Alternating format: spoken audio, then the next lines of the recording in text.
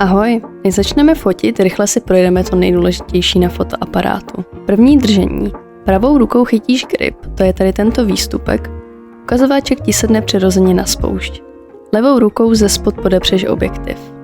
Tahle ruka drží stabilitu. Lokty u těla, ne odstávat.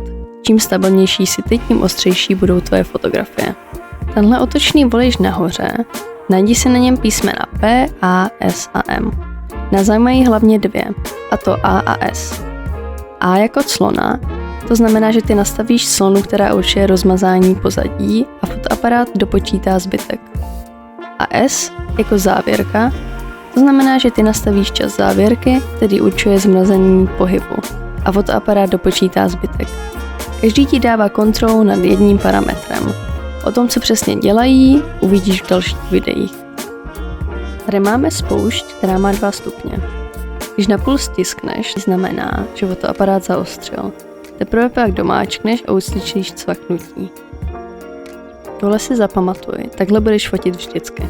Nyní se podíváme na hodnoty. Na displeji sleduj 3 čísla. Tenhle zlomek, to znamená čas závěrky.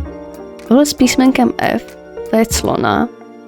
A tady toto poslední je ISO, což je citlivost na světlo. A měníš je tímhle kolečkem.